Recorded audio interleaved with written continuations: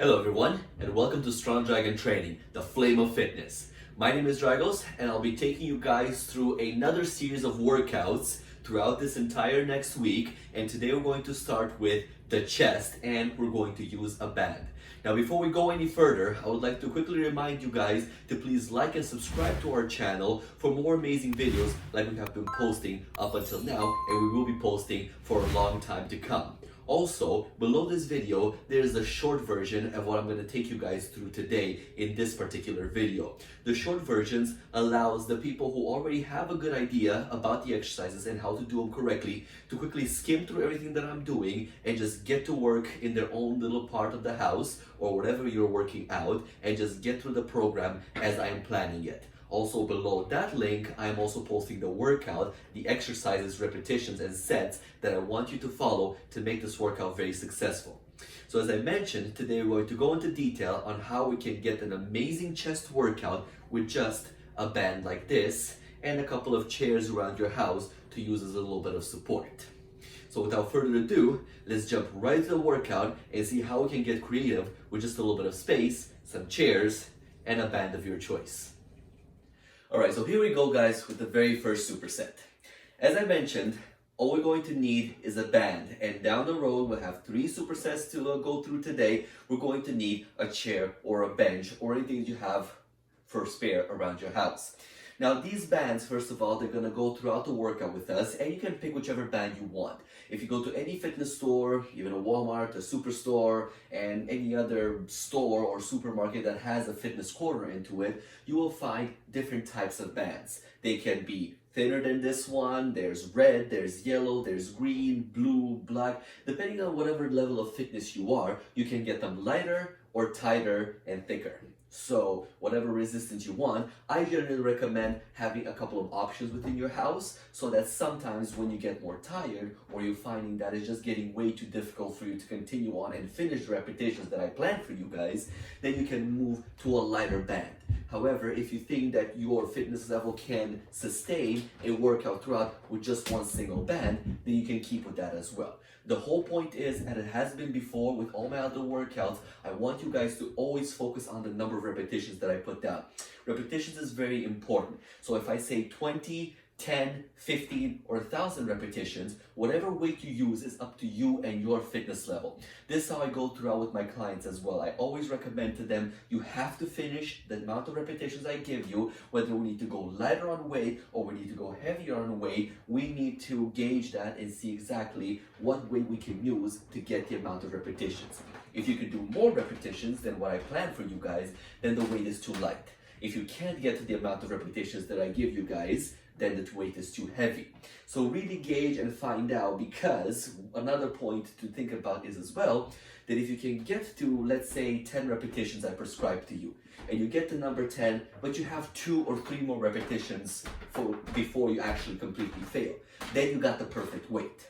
But if you can go to 15, 20, or 25 repetitions beyond that 10 that I prescribed to you, then the weight is too light.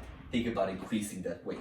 Same thing goes in the other direction. If you can't get to 10 and maybe you stop at 8 or at 9, then you're good. The weight is still okay. But if you can't go beyond 5 or 4, the weight is too heavy. Think about changing the weight or the band resistance or whatever situation you're in.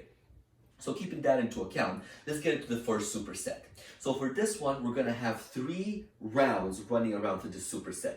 We're going to use the band for chest press, horizontal, chest level chest press, and what I like to call scoops or incline flies. So for both of those ones, we're going to use the band, okay? So the chest press is going to be 20 repetitions with lower half and full partials, a lower partial and a full range of motion. So what I mean about that, you'll need some kind of pole inside your house or maybe a partner to help you out with this one. You can grab the band and put it either this way, or you can tie it in and make it a little bit simpler or easier and lighter, and then push yourself in throughout the band. Whichever way you prefer to use it, it's completely up to you. Okay?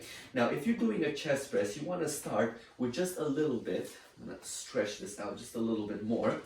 You want to start with just a very little resistance on the band. And don't worry, if it's your first time using these bands, you will not be able too easily to snap them, because sometimes it may feel like, oh my goodness, I'm stretching it so much that it's gonna snap any second.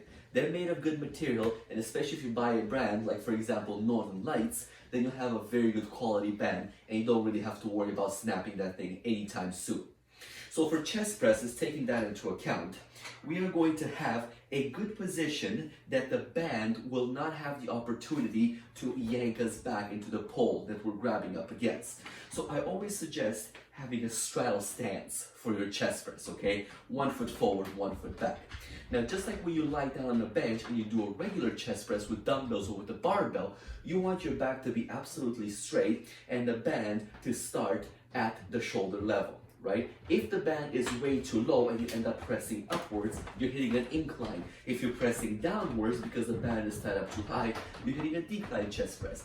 Exactly the same as when your bench is inclined or declined. So what we're going to do here is going to keep the band right at chest, mid-chest level, because we're trying to mimic the horizontal or flat bench presses, okay? So from here, with the back straight, the core has to be engaged. And actually, when you're standing and you're having this thing yanking you possibly back and forth, your core needs to be a little bit tighter and stronger. So with the foot back and the foot forward, you have your stance nice and steady. And what you're going to do from here, half and then full. Half and then full. This is what I'm looking for in this particular exercise. Partial movements. That's going to be the theme for this series of workouts. If you guys have ever followed any kind of documentaries on Arnold Schwarzenegger or the bodybuilders from the 70s and the 80s, you probably have heard a lot about partial movements or pyramid workout. That means that you're working with the movement to be a partial range of motion, a full range of motion. Partial range and then full range. And also, if you guys have been in the gym environment for quite a long time, you probably have heard of the 21 workout or the 777 workout. That means you do 7 in the lower partial, 7 in the full range of motion, and 7 in the upper partial. And we'll get to the upper partials, or as I like to call them, the upper halves, in the next superset. But for now, we have 20 repetitions to fulfill on this exercise, and we're going to go half, 1, half, 2, half, 3, half, 4, okay? So just like with the bench presses, with the dumbbells or the bar, whenever you exert the power, you breathe out. So,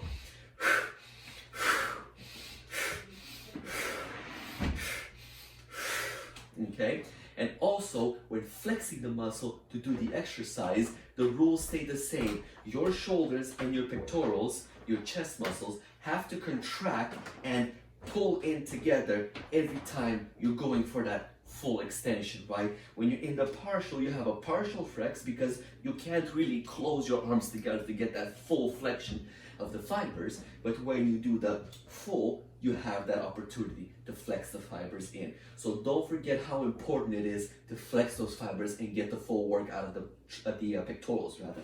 Also on this one to remember, nothing like this is allowed, and it's very easy to go into this position because you have no kind of support that you feel on your back. So as I mentioned, I need your back to be super straight and stay fully straight throughout the entire motion, okay? So we've got 20 repetitions of each, of these ones rather. Lower half and full is 1 repetition, and we gotta get to 20 without stopping. Now, once you finish that, the only break you get is whatever time it takes you to take the band off your pole and get it ready on the floor for the next exercise. Now, the next exercise, I like to present them as scoops, or you can call them incline flies. So what's gonna happen to that one is your foot is gonna come a little bit in the back, is going to be your support. So make sure the band is right in the middle of the foot so it doesn't slip out in any way. A tight band at the top is really going to hurt if it snaps or slips from your foot and ends up hitting something. So for this one, you're trying to mimic the cable incline flies, okay? So you get a little bit of opening to the arms. You won't be able to do it too wide on here and then expect it to come up as well, because that's going to make any kind of band extremely difficult. And if you go to a lighter band that is thinner, then you risk snapping that band.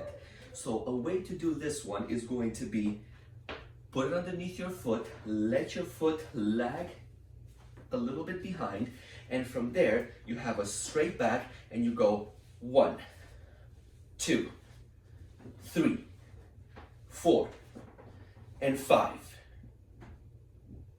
And continue. 6, 7. Now notice there at 5, I took a break. For this exercise, you're going to do 25 repetitions. No partials, no halves, but every 5 repetitions, you gotta give me a 5-second hold at the top in full flex mode. So you do 5, you hold at the top for 5, you continue on up to number 10, hold again at 10, at 15, at 20, and finally at 25, you're gonna hold for the last time. Now notice on this one, if you decide for any reason that your band is too light and you need a little bit more or resistance on it, you can put both of your legs inside the band and then work with it coming up. Remember, that makes it more difficult. So make sure that when you're coming up, your elbow allows for a little bit of bending, not too much. If you end up pulling up like this, you've killed the exercise altogether, okay? And also, the distance where you grab your band will also make a difference on how tight and difficult the exercise is going to be. So what you can do is, in the beginning, grab it a little bit wider. As you get closer and closer to 25 and it gets harder, instead of stopping and switching bands, you can just bring the hands closer and closer together to make it a little bit lighter. So 20 repetitions on the chest press with lower halves or lower partials and full. No break, move quickly to these scoops or the incline flies. Give me 25 repetitions on that one, holding after every 5 reps. Take a break for 30 to 45 seconds and then repeat that for 3 rounds. And that'll cover your first superset. Okay, so for your second superset, we're going to tackle the decline chest press and then the diamond push-ups against a bench or a chair or whatever else you have in your house as a prop to use. So in the first superset, we've targeted the horizontal fibers or the mid fibers on your chest, and then with the scoops or the incline flies, we targeted the upper fibers. Now we're going to move into the lower fibers, and this is where it's going to come into play what I've mentioned in the first superset about where you tie your band on your pole. Ideally, and if you have this option in your house, like I have over here to tie it from a top from above me rather, then it will be the best angle possible for you to move around and have just the perfect amount of pull and ability to move the arms low all the way or come a little bit higher and start moving through your fibers the best you can. That will give you the best flow or the best range of movement that you can get. But if you don't have that one, then a pole like this one will suffice, like you used in your first superset. So from here, we will tie this one at the top, just like we did for the first superset. Make sure it's a nice good tight grip in there. And ideally what you want to be careful with this one is the closer and the tighter it is on the pole over here, the easier it will be for you to manipulate the tension on the band and how hard or easy you make the exercise. So do be careful. Also, the play and movement should be very minimal on this band. So we're going to get in here within our bands. And one thing that I did not mention in my previous superset for you guys is the burn that is going to cause on your arms. So in some cases, I find that by pressing down like this, because the band comes and makes contact with my skin over here, in some cases it may start rubbing and cause a burn, a rash, whatever for some people. So I will caution you on that one if that does happen, to get a long sleeve shirt or maybe a hoodie have handy to put it on when you do these exercises. Otherwise, if you wish to toughen through it, be my guest. So for this one, the difference from the horizontal or from the flat, the mimic of the flat bench press, is going to be, for that one we did inner partials and full. For this one we're going to do the opposite. In other words, full and outer partials, or outer half as I like to call them. So the hands are still going to be up wide. You're still going to have your feet one forward, one backwards for support so the band doesn't pull you back. Back is going to be nice and straight as if you were on the bench, and from here with the elbows out, push all the way, come halfway in and then push again down. On this one, unlike the first one, when you flex and squeeze, you get 2 chances to flex and squeeze. Once when you go all the way down, partially up, and then the second time, because at this point, your arms are fully straight and you're able to get that extra squeeze out of your fibers. So,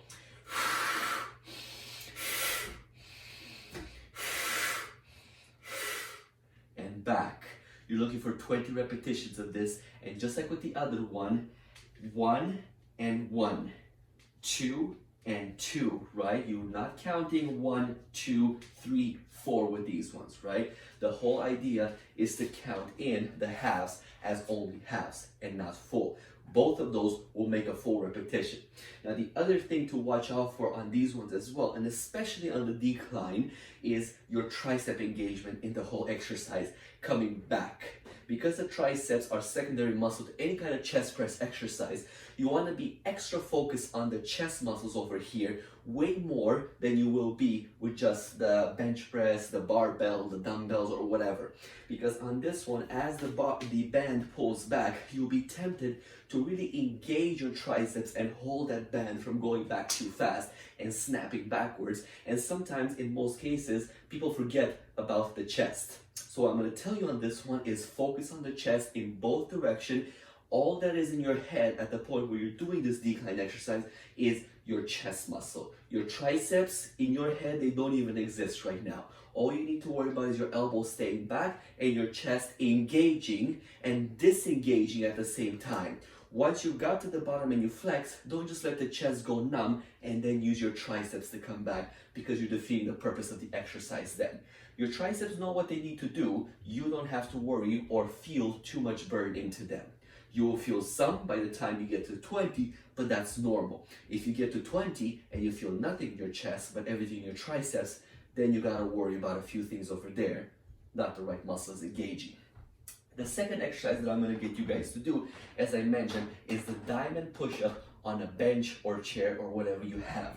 And it specifically needs to be on some kind of a lifted or elevated obstacle or object, because on this one I want you to come close enough to that chair so when you go down into the diamond, you hit a little bit more of the lower fibers more than the middle, because when you would be on the floor, you come very straight in the middle and you're focusing mostly on the middle fibers. With an incline source, yes, it may be easier for some of you guys, but it goes a little bit lower on the fibers. So you don't need to have a too high of a chair or a high of an incline on this one. So what I have over here, you guys can see my bench right over here, is what I'm going to use for this. So this is the type of grip I'm going to have on the bench, right? And if you guys have saw some of my videos earlier in the past where I've shown you the idea of the diamond push-ups, you got to be very careful on this one not to injure your wrist. If you already have a wrist injury and doing this kind of motion puts a lot of pressure on your wrist, you may open up a little bit, okay? And take some of the pressure off of your wrist, right? So don't keep the fingers touching each other, separate them a little bit to really complement your wrist and make sure you don't injure it or make it any worse if it's already hurt. If it's not, and you don't feel any kind of pull or tug or discomfort in your wrist, then you're good to go. You maybe have the right flexibility, or the wrist is strong enough to be able to do this exercise as it's intended. But for this one, I need you specifically to keep your elbows outside. Don't keep them close to your body. Keep them outside, and when you're at the top, you're going to press away. Something like so. I have my diamonds right over here. I am going to go down and then press. Down and then press. Breathe out and in. Out and in. So what you're looking for on these ones is just like with the scoops or the incline flies of the first superset, you're going to do 25 in total, and every 5 repetitions, you're going to hold at the bottom. 1, 2, 3, 4, and then push right through and engage that chest at the top. What I'm going to get you to do, and why I'm having your elbows out like this, is because I've found over the years that this way it really prevents the tricep from engaging too much, and it takes your focus out of the triceps. In this kind of position, just like when you do push-ups, you engage a little bit better as opposed to when you do the push-ups with a narrow stance. That one engages the triceps more. Similar with the diamond push-up, when you come up close with the elbows tight, you'll engage a lot of triceps and you'll feel way more in your triceps than you will in your chest. Keeping them out and wide, your chest will engage much more. It'll be much easier for you to stay focused on the chest. So give me 20 repetitions of this one with a full and an outer half or outer partial. Finish 20, no break. Move to your obstacle, your chair, or whatever you have, and give me the diamond push-ups with the elbows out, 25 repetitions, holding after every 5. Just like the first one, you get 30 to 45 seconds rest, and repeat the whole thing 3 times to finish superset number 2. Now for the third, final, compulsory superset, we're going to tackle just a little bit on the back. So what I find is in some of the workouts, I like to create a little bit of balance. So especially if I push in only chest exercises for that particular workout, I prefer to take one superset at the end and throw in 2 back exercises just to balance everything out in the body. Because you gotta remember, at the end of the day, if your chest gets overly developed and you don't hit your back appropriately in the long run. So what I'm mentioning is in the long term of your workouts, but doing little by little and helping your body out in every workout, you will feel better and work towards the ultimate goal of not having this happen to your body. So rolling forward of the shoulder really emphasizes on you doing way too much chest exercises, so especially on the gym rats out there, when you do too much and push the chest to a high extent, you create that development in the chest, a nice well-built chest, but your back is not keeping up so that it can pull your shoulders back and engage to keep a straight back. You end up with this kind of a posture. Now, in the grand scheme of things, of course, your posture throughout the day, and if you're going throughout the day always hunched over and things like that, that'll have a big factor to play into it, but you can combat that by keeping a nice, well balance in your workout of both chest and back exercises so that your chest doesn't become overly tight and overly strong to overpower your back and have that hunch over. So this is why in some of the workouts you'll catch us down the road where I'm going to throw 1 or 2 back exercises at the end of a chest workout just to keep that balance and work towards the higher grand scheme of the goal. So the 2 exercises that we're going to do is the rows and the straight arm pull downs. So what you can do with that one is either you can grab your trusty pole over here and put your band this way on the pole, or again, you can have it tied up and then just grab this way on the band. Whichever way, whichever level, whichever tightness you will go, I will remind you this way is a little bit easier way to do it than when you have it in, in this style right over here. So if you're gonna have it like this, be prepared for more resistance as opposed of when you're gonna tie it up like so. So whichever way you'd like, I'm going to pick the lighter version for this one to be able to show you guys a little bit better. Because in this one, the grip is going to be a little bit more tricky to get a hold of than it would be on the other one. On the both bands out grip like so, it is far easier to work with a grip because you know where the band's gonna be. Chances are you're not gonna start grabbing like this and pull. You'll grab right at the end and work with the band as is. Whereas when it comes to over here, in this style, most people will end up grabbing the band all the way to the end and then start pulling. They don't feel the tension and then they start stretching and stretching and stretching and stretching till they reach the other end of the room and don't get much resistance out of the band. What you can play with on this one is here, it's much easier to play with how close your grip is going to be to the actual pull. So what I'm going to get you to do is tie the band like so, about solar plexus level. Your feet are going to be shoulder width apart with a little bit of bend on the knees, and what's going to happen, depending on the resistance that you need, you're going to pull in. Pull in, just like you do with the V-bar row in the gym when you work on the cables, or with the dumbbells when you're bent over and you're going this way. You're pulling your hands right to your ribs, okay? What you also can do is, if you wish, Put a foot forward if you find that the band is pulling you forward with it, right? So put a foot forward, but remember the back always tries to keep nice and straight. So you pull in, all right? Just like with the back workouts I presented to you guys in the past, you must retract your shoulders for the squeeze, let them stretch out just a little bit, retract for a squeeze, let them stretch a little bit. The other thing you want to be careful of this one is not to release and take full tension off the band and then re-engage. That is a style of workout, but it's not what we're looking for right now. So you always want to keep a little bit of tension on the band, whether you're fully extended on the arms or of course with the bands fully pulled next to your ribs. Either or, the band should never go limp on you, okay? The second exercise, and this one is going to be 25 repetitions with no halves, no partials. Just blow through them with a medium pace, but just keep on going. No pausing, no stopping, no breaking. You finish those 25, you come to another round of 25 on something like so. Now again, I'm going to start with this one because ideally, and especially for this exercise, gripping it on top like that is the best way to do it, to really target, because what you're looking to target is pulling down your lats, right? So with a straight arm, not locked out, you're going to pull this thing down to your thighs and control it in both directions. As you go down, you'll notice that my butt is a little bit sticking out, a little bit of lower back arch, and I go pulling down and then down all the way to my thighs, okay? So I'm looking to keep that tension, keep that core tight, keep the lower back engaged, and when I'm pulling here, the lats activate to work towards that. Now, if you don't have this option in your house, what you can do is, again, improvise by putting it as high as possible on whatever pole you have been using so far.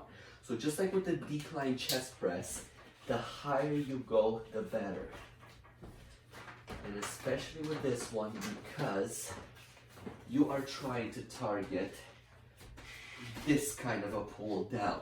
So it's not much of a difference between putting it above you or putting it as high as possible on your pole if your pole allows for a high level of tie-up. But you're at this point and you're going to pull down with the back straight. The angle is there, a little bit of arch in your lower back, full straight chest, and pull down right next to your thighs as hard as you can. This one is 25 repetitions as well without any kind of halves or partials. You go through both of those, you take a 45 to 60 second break, and you repeat it one more time. This one is only 2 rounds about of the superset. Now after you've done this one, those will be your compulsory 3 supersets that you're gonna run around. At the end, you have the option of going to a burnout, a push-up burnout. And I encourage you guys to do this one as well because it's gonna be a good challenge for your chest. Whatever kind of push-ups you guys are comfortable with, whether it be wide, whether it be narrow, whether it be knees on the floor, however you are comfortable to do the traditional push-up, I need you to do two rounds of as many push-ups as possible. Whether that's 10, whether that's 20, whether that's 1,000, you guys decide and just go until your chest fails. Take a minute break after that round of push-ups, go to the second round, and your goal, your target, is to break the record of your first round. So if on the first run around you've done 50, let's say, take that 1 minute break, shake, stretch, go right back into on the second set and try to aim for at least 51. Challenge your chest, push your chest. It's the last thing you're going to do for this workout. It's the bonus round. So push your chest to the absolute limit and drain it. And that will conclude your full workout. So there you have it, guys, a nice workout for your chest. So I encourage you to follow this workout to the T and get all the repetitions that I require in with all the sets and the time that I give you to rest in between. Try not to go too much beyond and try to pick the perfect band tightness to be able to get those repetitions down and really feel a burn out of your chest. So as a little bit of a quick overview, the first superset, the second, and the third are compulsory. So you have to do those sets to complete the workout. At the end, the push-ups are completely optional. They're your bonus round. Now, I highly encourage you to do those as well as an extra little push for your workout and really get everything drained out of that chest as much as possible. But overall, the partials are the main thing throughout this workout. Besides the whole style of using the band for the workout, you also have to be very attentive on how you do the partials, or the halves as I like to call them. Make sure it's only half a movement, a partial movement, and you don't count that as one repetition. That's only half a repetition that is going into the full one to complete one full round. So otherwise, this workout I find is very simple, but if you guys have any questions or something is unclear about what I've explained, feel free to comment in this video or in the short version. Again, the link is right below this video. In the short version of the video where I just go through the exercises, the main ones that you have to do, how to do them, gives you a quick idea, 5 minutes in, out, and you're off doing your workout. This one's a little bit longer because I took the time to explain every exercise, how to do it correctly. But if you have any questions, you have anything that you're unclear on, please drop me a comment. I get back to you guys within 24 hours, no more, and give you the response. If I need to film another video, I'll be more than happy to do that. Otherwise, thank you so much for watching this video. Please like, subscribe, and share with all your friends that you think will benefit throughout this pandemic of this workout, to work at home and get their fitness levels up and going so they don't become too sedentary, since they have not too many places to go around while everything is in lockdown mode. My name is Dragos from Strong Dragon Training, the Flame of Fitness. I'll catch you guys on my next video.